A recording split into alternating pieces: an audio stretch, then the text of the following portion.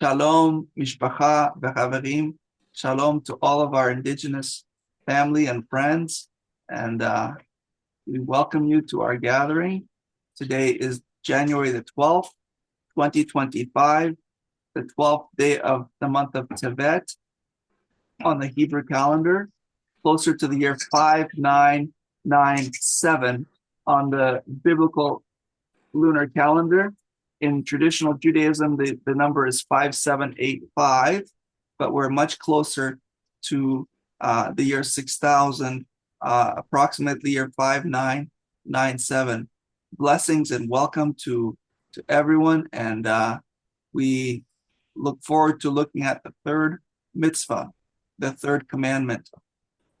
And what I'll do is I'll share my screen and we'll look, if you would like to open the scriptures, to Exodus chapter 20 with me. Exodus chapter 20.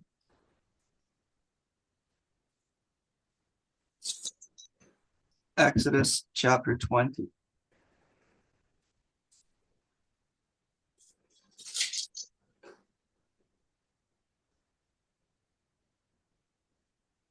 Exodus chapter 20 and verse 7. You shall not take the name of Yehovah, your Elohim, in vain, for Yehovah will not hold him guiltless who takes his name in vain. Let me just read that one more time. Exodus chapter 20, verse 7. You shall not take the name of Yehovah, your Elohim, in vain, for Yehovah will not hold him guiltless who takes his name in vain. In the Hebrew, Lo tisa et Shem Yehovah Elohecha la shav. Notice Lo tisa. The word tisa is to lift up. So what does it mean to lift up the name of Adonai in vain? To lift up his name in vain. Well, we'll look at that word in vain in just a moment. But notice it's repeated twice in this verse. Kilo yinaka Adonai et asher yisa et shemo la shav.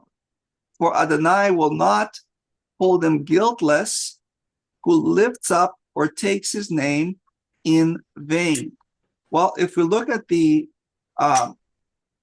Hebrew, and I'm using the Blue Letter Bible as a resource because you don't need to know Hebrew to use the resource. If you look at Exodus chapter 20 and verse 7, notice that every single word that's given to us in Hebrew is given to us in English here. So looking at that word in vain, I'm just going to click on the Strong's Hebrew number, and it's going to give us a Hebrew dictionary definition of the word in vain. And notice whenever the scriptures repeat something twice, it means pay attention. This is very important. So the word shav. The word shav is a masculine noun. Strong's H7723 in the Hebrew dictionary. And let's look at the definition of the word. The word means emptiness, vanity, falsehood, nothingness, emptiness of speech, lying, worthlessness of conduct. Interesting. So let's look further. Shav shares the same root as Strong's H7722 in the sense of desolating, evil as destructive, literally to ruin, or morally, especially guile. Figuratively, it's associated with idolatry,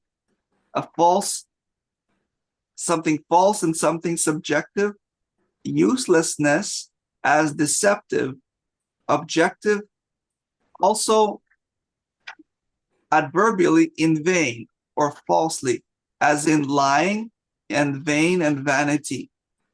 And so looking at this word in the Hebrew scriptures, notice it's used 54 times in the scriptures, in the Hebrew scriptures. And the first occurrence is in our text today, in the third mitzvah, in the third commandment. Now, to give us a fuller meaning of the word, let's look at how the word is used in the Torah and in the Hebrew scriptures, in the Tanakh. Look at Exodus 23, verse 1. You shall not spread a false report. Don't join your hand with the wicked to be a malicious witness. So the word false here refers to false witness or to lie, okay, especially in court of law. Again, this mitzvah is repeated in Deuteronomy chapter 5:11, okay. Also Deuteronomy 5:20, neither shall you give false testimony against your neighbor. So the word shav there is the false testimony against your neighbor. Job chapter 7, verse 3, so I am made to possess months of misery. Wearisome nights are appointed to me. Job 11:11, for he knows false men. So people who have this characteristic of falsehood, he knows false men, he sees iniquity also, even though he doesn't consider it. Job 15:31, let him not trust in emptiness. That's the word shav, emptiness. Deceiving himself, for emptiness shall be his reward. Continuing on, Job chapter 31, verse 5, if I have walked in falsehood and my foot has hurried to deceit. Job 35:13, surely Elohim will not hear an empty cry, neither will Shaddai, the Almighty, regard it. Psalms 12, verse 2, everyone lies to his neighbor. They speak with flattering lips and with a double heart. So do you see how this word shav is connected to falsehood and vanity? Look at Psalms 24 and verse 4. He who has clean hands and a pure heart, that is those who can ascend the hill of Adonai, who has not lifted up his soul to falsehood. There's that word. And has not sworn deceitfully. Psalms 28, verse 4. I have not sat with deceitful men, neither will I go in with hypocrites. So notice the word deceitful there is rendering that word shav. Psalms 31, verse 6. I hate those who regard lying vanities, but I trust in Jehovah. Psalms 41, verse 6. If he comes to see me, he speaks falsehood. His heart gathers iniquity to itself. When he goes abroad, he tells it. Continuing on, Psalms 60, verse 11. Give us help against the adversary, for the help of man is vain. Interesting. The encouragement there is to trust in Adonai, because the help of man is vain. It's emptiness. Psalms 89:47. Remember how short my time is. For what vanity have you created all the children of men? Give us help against the enemy, it says in Psalms 108. For the help of man is vain. We just looked at that, sorry. Next one, Psalms 118. Turn my eyes away from looking at worthless things. Revive me in your ways. So worthless things, Psalm 119, verse 37. Psalms 121, 7, verse 1, the Song of Solomon, and it's used in verse 1 and 2 here of this psalm. Unless Jehovah builds the house, they labor in vain who build it. There's that word shav, in vain. Unless Jehovah watches over the city, the watchman guards it in vain. What does it mean to build in vain and to guard in vain?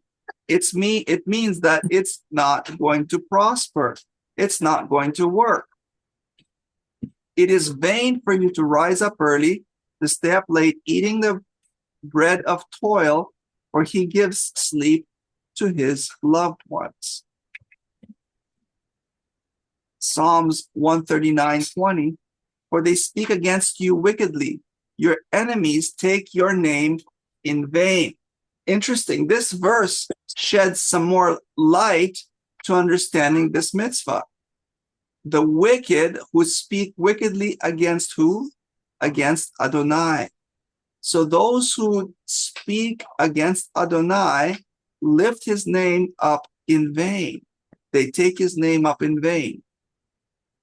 Psalms 144, verse 8, whose mouths speak deceit, whose right hand is a right hand of falsehood. Interesting. Continuing, Psalms 144, verse 11, rescue me and deliver me out of the hands of foreigners, whose mouths speak deceit, whose right hand is a right hand of falsehood. What does it mean that the right hand is the right hand of falsehood? Well, the right hand in Hebraic understanding is the hand of authority, the hand of action. So deeds and action and authority, when handed to falsehood and idolatry, is wicked and deceitful. Proverbs chapter 30, verse 8, remove from me falsehood and lies. Give me neither poverty nor riches. Feed me with the food that is needful for me. So in this prayer, the request is, Father, keep me from shav. Keep me from falsehood. Isaiah chapter 1, bring no more vain offerings. Incense is an abomination to me. New moons, your Shabbatot, and convocations I cannot bear with evil assemblies. Here the prophet Isaiah is rebuking God's people, saying, when you bring offerings with an impure heart, a heart that is set on idolatry, your offerings are in vain. They are shav. Isaiah 5:18, woe to those who draw iniquity with cords of falsehood and wickedness as with cart rope. Notice that falsehood is connected to iniquity. What is iniquity? It is guilt. It is crookedness. It is that which is against the Torah of the Most High. Isaiah 30, and his breath is an overflowing stream that reaches even to the neck, to sift the nations with the sieve of destruction, and a bridle that causes them to err shall be in the jaws of the peoples. Isaiah 59, verse 4, none sues in righteousness, and none pleads in truth. They trust in vanity. They speak lies. They conceive mischief and bring forth iniquity. So there's that word vanity there. They act in vain.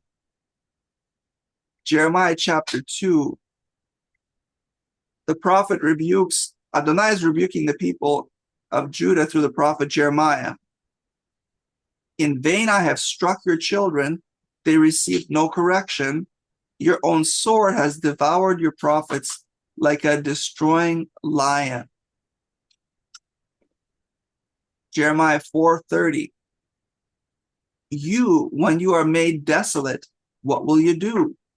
Though you clothe yourself with scarlet, though you deck you with ornaments of gold, Though you enlarge your eyes with paint, in vain do you make yourself beautiful. Your lovers despise you. They seek your life. Jeremiah is rebuking the idolatry of God's people, comparing it to unfaithfulness and adultery. And he says it's in vain that you deck yourself with beauty and try to clothe yourself. That is a vain thing. Jeremiah 6, the bellows flow fiercely. The lead is consumed of the fire. In vain do they go on refining, for the wicked are not plucked away. Jeremiah 18, verse 15. For my people have forgotten me. They have burned incense to false gods, and they have been made to stumble in their ways, in the ancient paths, to walk in byways in a way not built up. So notice that the reference to idolatry here is using the word shav. Jeremiah 46:11, go up to Gilad and take balm, virgin daughter of Mitzrayim, that's Egypt. In vain do you use many medicines. There is no healing for you. So in vain, it's not profitable, it's useless. Lamentations 2:14, and this is a very key text, I believe, to help us understand the meaning of this word. Your prophets have seen for you false and foolish visions. They have not uncovered your iniquity to bring back your captivity, but have seen for you false oracles and causes of banishment. So here the prophet Jeremiah is rebuking the spiritual leaders of Judah, saying that your prophets, those who are visionaries, and the word here for those who have seen for you false oracles, and these seers, these prophets, the word is chazon, and chazon is to envision, to see, to have revelation. And these prophets have seen falsehood, and they have declared falsehood. Why? Because Adonai did not send them. And we're going to see this clearly in the prophet Ezekiel in just a moment. But you can see that this word falsehood is connected to the prophets who brought false vision, empty, vain vision, to deceive the people, to lead them astray. Ezekiel 12, for there shall be no more any false vision, nor flattering divination within the house of Israel. Again, this false prophets are giving false visions of shav, emptiness, and falsehood. Ezekiel 13, verse 6, they have seen falsehood and lying divination, who say, Yehovah says, but notice the prophet says, but Yehovah has not sent them. And they have made men to hope that the word would be confirmed. In other words, the Father is bringing to judgment false prophets, false seers, who are bringing a lying divination, a lying message. Have you heard of false prophets lately declaring false visions and false prophecies in the name of Adonai, and he hadn't sent them? Nothing new under the sun.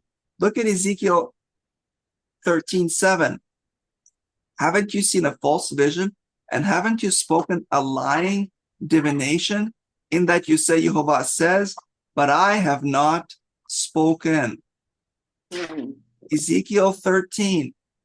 Therefore, thus says Yehovah, Adonai Yehovah, because you have spoken falsehood and seen lies, therefore, behold, I am against you, says Adonai Yehovah. Ezekiel again, chapter 13, verse 9, my hand shall be against the prophets who see false visions, who divine lies.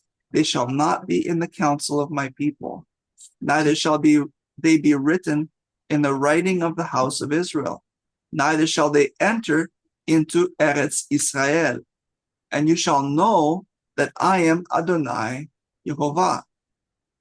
So the Father is saying that these false prophets will not be allowed into the land. And the prophet Zechariah also speaks to this, that there will be no more false prophets in the land. Ezekiel 13:23. Therefore you shall no more see false visions, nor practice divination. I will deliver my people out of your hand, and you shall know that I am Yehovah. Ezekiel 21. It shall be to them as a false divination in their sight, who have sworn oaths to them, but he brings iniquity to memory, that they may be taken. Continuing in Ezekiel 21, while they see for you false visions, while they divine lies to you, to lay you on the necks of the wicked, who are deadly wounded, whose days come in the time of the iniquity of the end, against the false visions, false prophecies, false revelations. Ezekiel 22, verse 28. Her prophets have daubed for them with whitewash, seeing false visions and divining lies to them, saying, thus says Adonai Yehovah, when Yehovah has not spoken. Hosea chapter 10, the prophet Hosea prophesied to the northern kingdom, the kingdom of Israel, or the house of Ephraim. They make promises, swearing falsely in making covenants. Therefore, judgment springs up like poisonous weeds in the furrows of the field. And Hosea 12:11, if Gilad is wicked, surely they are worthless. In Gilgal, they sacrifice bulls. Indeed, their altars are like heaps in the furrows of the field. So the wicked, worthless. The word worthless here is referring to the idolatry. Jonah, the prophet Jonah, chapter 2, verse 8. Those who regard lying vanities forsake their own mercy. And the last text, Zechariah chapter 10 and verse 2. For the teraphim have spoken vanity, and the diviners have seen a lie, and they have told false dreams. They comfort in vain. Therefore, they go their way like sheep. They are oppressed because there is no shepherd. And so when we look at the meaning of the mitzvah, you shall not take the name of Yehovah your Elohim in vain, it has more to do with taking his name and connecting it with falsehood and with lies. Because lifting up his name and then attaching his name to lies, to deceitfulness, to idolatry, to wickedness, Adonai says, I will not hold him guiltless who takes my name in vain. And so it has less to do with what we call in modern English swearing, when someone hurts their hand and they curse God's name. It has more to do with those who claim to follow him, but give a false word. Because notice, they lift up his name. Just like in the Aaronic blessing, when it says, Adonai lift up his countenance upon you, that same Hebrew word is used for lifting up his name, but doing it shav, towards falsehood. And one example of falsehood and lifting up his name to falsehood has to do with idolatry. And idolatry is very, very outright. It's very visible. Another form of lifting his name in vain is syncretism. And this one is more subtle, because when his name is used for paganized practices like Christmas, where The name of Santa is just the name of Satan, with a few letters changed. It's a demonic holiday. It's a pagan holiday that celebrated the winter solstice and the rebirth of the sun god, and has nothing to do with the birth of the Messiah. But do you see how taking his name and the holy name of his beloved son and connecting it to a pagan practice and so-called baptizing it or calling it a Christian name does not sanctify it? It actually is taking his name and bringing it to vanity, to lies. And this is the command. Adonai says, I will not release anyone guiltless. I will not let them go free if they take my name and lift it up towards vanity, towards idols, towards worthless practices. And we see it clearly in the book of Lamentations, Jeremiah, Ezekiel, and Hosea. These, the use of the same word to describe the idolatry of God's people, and especially the false prophets who bring a word of falsehood. Adonai did not send them, but they speak vanity, they speak lies, and they connect God's name to it. Adonai says, I will judge those. And so that is the third mitzvah, just to give us a bit of a look at the text and the use of that word shav in the Hebrew scriptures. May the Father bless us and keep us from ever taking his name and lifting it to falsehood and vanity. In Yeshua's name, amen.